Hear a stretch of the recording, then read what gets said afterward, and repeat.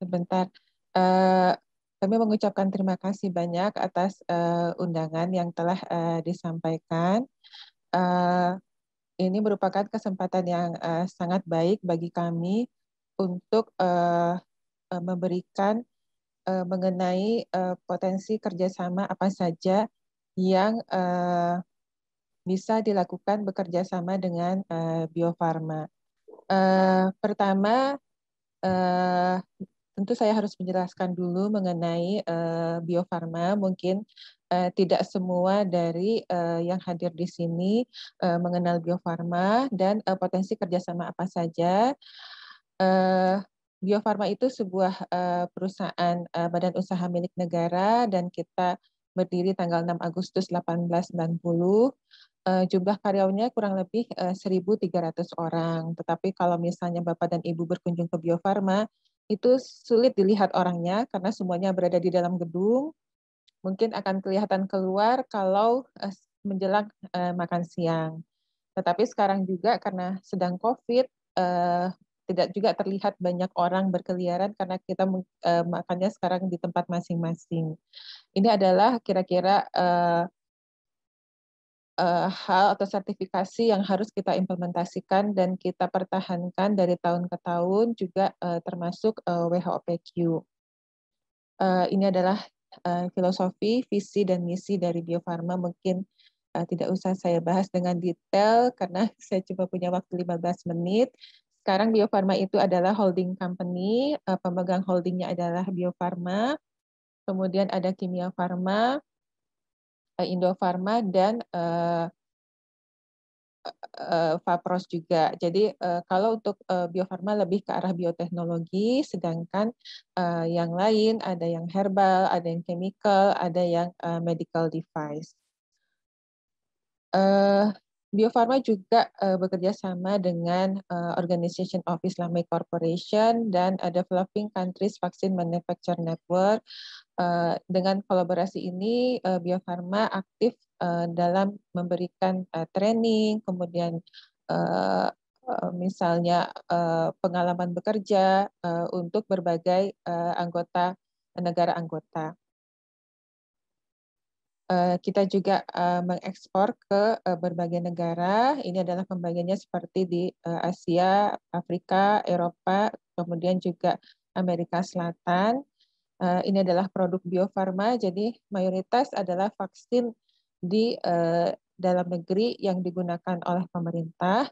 Dan vaksin-vaksin ini sebagian besar juga mempunyai WHO PQ. Ini adalah terakhir yang WHO PQ, kita punya monovalent OPV2 untuk outbreak response dan trivalent OPV juga untuk outbreak response. Ini yang terakhir produk kita untuk COVID-19, RT-PCR kit, dan ini bekerja sama dengan Sinovac untuk vaksin COVID-19. Ini adalah berbagai produk yang sedang dikembangkan. Rotavirus bekerja sama dengan Pro UGM untuk clinical trial fase 1, fase 2B, dan fase 3. Ini yang lainnya masih dalam pengembangan di Bio Farma. Kemudian untuk vaksin PI typhoid kami bekerja sama fase 3-nya saat ini di UI, kemudian Udayana, dan di UNER. MR juga bekerja sama dengan UNER. Jadi ini adalah contoh beberapa macam vaksin dan produk yang sedang dikembangkan oleh Bio Farma. Kemudian ini adalah international collaborators-nya, kita dengan tadi OIC, dengan IDB, dengan Bill and Melinda Gates Foundation. Ini untuk beberapa produk vaksin. Kemudian di CPMN, Developing Countries Vaccine Manufacturer Network, kemudian dengan IVI kita untuk mengembangkan vaksin typhoid conjugate. Tentu kami berusaha untuk semua produk ini mendapat kualifikasi dari WHO. Ini adalah transisi pengembangan Bio Farma. Awalnya Bio Farma itu hanya perusahaan yang menghasilkan vaksin dan imunisera, kemudian melakukan transisi knowledge base dan R&D driven. Jadi ada R&D-nya, produk diversifikasi produk, kemudian teknologi, human capital, dan infrastrukturnya. Kita menuju ke life science. Jadi vaksin, biosimilar, monoclonal antibody, blood product, stem cell, dan animal facility. Partnership di Indonesia ada pada product development dan ada pada clinical trial untuk menghasilkan produk baru tentunya. Dan ini adalah tahap-tahap pengembangan. Kerjasama itu bisa di vaksin research, misalnya saat ini pengembangan vaksin COVID-19, vaksin merah putih. Kemudian di uji preklinik, kita juga bekerja sama dengan beberapa universitas. Kalau nggak salah saya, salah satunya juga dengan UGM. Kemudian clinical trial fase 1, fase 2, fase 3 ini bisa dengan beberapa institusi. Jadi tidak harus selalu institusi yang sama. Kemudian baru kita diregistrasikan dan kemudian ada pengembangan fase 4-nya. Jadi di semua tahap-tahap kegiatan ini itu kita bisa mempunyai potensi untuk kerjasama. Ini contoh untuk pengembangan seed dan pengembangan vaksin. Kita bekerja sama dengan berbagai institusi di luar negeri. Sebagian ini sudah market, seperti seasonal flu sudah market, HIV juga sudah market. Ini sedang fase 3, IVI, kemudian rotavirus ini kerjasama untuk produknya dengan MCRI, clinical trial-nya dengan UGM. Kemudian ini masih dalam riset, ini tidak jadi dikembangkan, kemudian ini juga masih dalam clinical trial fase 3. Ini adalah contoh pengembangan produk di Indonesia di bawah payung konsorsium. Ini untuk new TB vaksin, bekerja sama dengan UGM, UI, Unpad, ITB, UNER, Unhas, dan Litbangkes, serta Bio Farma. Kemudian ini untuk yang vaksin dengue dengan UGM, dengan UI, dengan UNER, dengan Institut Eijkman, LIPI, BPT, Litbangkes, dan juga Bio Farma. Nah, ini adalah di tahap awal sebelum uji preklinik atau uji pada hewan. Nah, kalau untuk uji klinis sendiri, tentu tujuannya kita adalah meregistrasi produknya di Badan POM. Kemudian tahap berikutnya adalah WHO PQ. Jadi kami juga selalu menginformasikan kepada mitra kami, bila bekerja sama clinical trial dengan kami, maka akan siap untuk di-assess oleh WHO. Kemudian tentu saja publikasinya. Dari satu uji klinis itu bisa satu publikasi, bisa juga beberapa publikasi. Dan sekarang ini kami meminta untuk mitra kami bahwa publikasi itu harus internasional.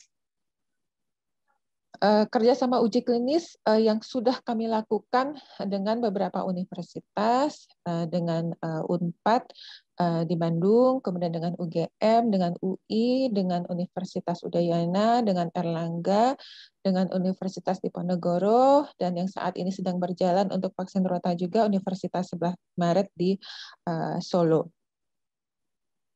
Ini adalah contoh kerjasama uji klinis fase 1 dengan Unpad, kemudian itu vaksin HIV, pentavalen, ini sudah WHO PQ, publikasinya juga sudah ada, kemudian UI, fase 1 VIDT, ini publikasinya juga sudah terbit, dengan UGM, vaksin rotavirus, sedang dalam proses publikasi.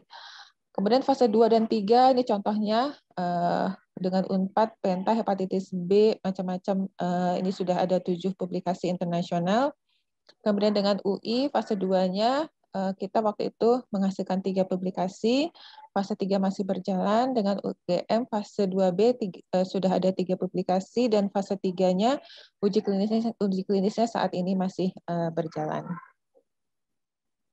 Ini adalah contoh beberapa publikasi, ini adalah Penta, bekerja sama dengan Unpad, dan ya ini bekerja sama dengan Unpad, kemudian ini adalah vaksin influenza, bekerja sama dengan Universitas Indonesia. Kemudian ini adalah clinical trial fase 2B, vaksin Rota, bekerja sama dengan UGM, MCRI, publikasinya di New England Journal. Ini adalah contoh suatu kolaborasi yang besar, jadi melibatkan berbagai universitas dan juga pihak luar.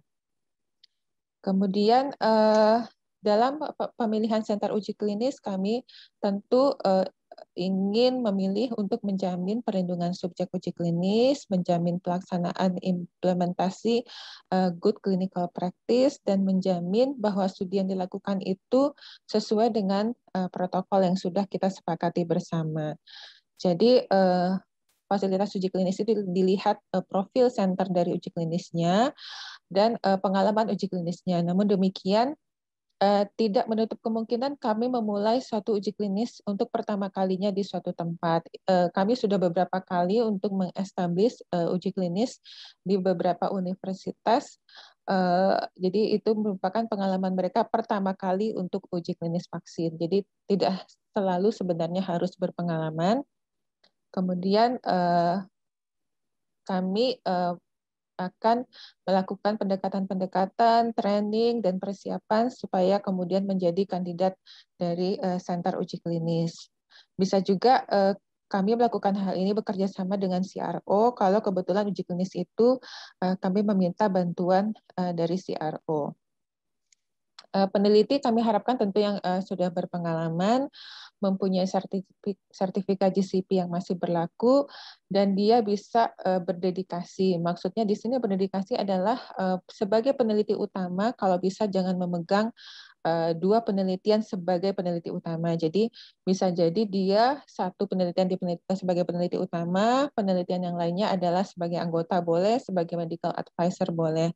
Tapi biasanya kami berharap tidak sampai memegang dua penelitian sebagai maksudnya penelitian ini adalah uji klinis karena berat ya dan standarnya tinggi. Jadi kalau bisa jangan memegang lebih dari satu penelitian sebagai peneliti utama. Tim uji klinis tentu yang diharapkan berpengalaman, mempunyai tempat uji klinis yang memadai, ruangannya khusus, nyaman, bisa menjamin privasi dari subjek uji klinis. Biasanya ini bekerja sama lagi nanti pihak universitas dengan beberapa site, misalnya dengan puskesmas. Kemudian untuk dokumennya, ruangan sesuai, punya lemari yang ada kuncinya, akses terbatas, dan dokumen bisa diretensi selama 5 tahun. Beberapa partner kami itu menyimpan dokumen itu pada vendor lagi. Jadi ada khusus suatu vendor yang menyimpan dokumen karena di tempatnya tidak memadai, tapi itu tidak masalah. Kemudian penyimpanan vaksin tentu ruangannya harus sesuai, tempat penyimpanan vaksin sesuai, suhu terjaga, selalu dipantau, ada backup electricity-nya. Nah, kemudian dokumen-dokumen yang perlu disediakan oleh sentra uji klinis adalah perizinan, persetujuan rumah sakit atau dinas kesehatan, kemudian investigator sheet log, kemudian identification sheet log, dan kaji etik. Sedangkan pihak kami menyediakan persetujuan pelaksanaan uji klinis dari Badan POM, kemudian protokol, biasanya Bio Farma yang buat, kemudian kita akan diskusikan, kemudian perjanjian kerjasama juga dari kami, case report form, investigator brochure, dan diary card itu juga kami yang sediakan. Kemudian kami juga sebagai sponsor harus melakukan monitoring. Dan bila diperlukan ada audit dari quality assurance kami, dan mitra kami juga harus berkenan bila kemudian Badan POM turun untuk melakukan inspeksi. Biasanya satu penelitian satu kali, tetapi kalau penelitian itu panjang, misalnya seperti fase 2B, itu Badan POM melakukan inspeksi sampai 2 kali. Tapi kadang-kadang tergantung situasinya, kalau clinical trial COVID-19 kemarin, meskipun waktunya pendek, itu dalam waktu sebulan Badan POM melakukan inspeksi 2 kali. Untuk rotavirus istimewa pelaksanaannya, jadi Bio Farma sebagai development bekerja sama dengan MCRI, kami juga bertindak sebagai sponsor, bekerja sama dengan UGM, tetapi juga bukan hanya clinical trial, juga mengenai surveillance dari rotavirusnya. Jadi kami ada dua macam penelitian bekerjasama dengan UGM, baik dari sisi surveillance memantau perjalanan penyakit rota itu sendiri, kemudian juga clinical trial-nya. Demikian kira-kira kurang lebih pemaparan dari Bio Farma. Mudah-mudahan menambah wawasan dan melihat kira-kira apakah ada hal-hal yang kemudian bisa dikerjasamakan. Terima kasih. Assalamualaikum warahmatullahi wabarakatuh.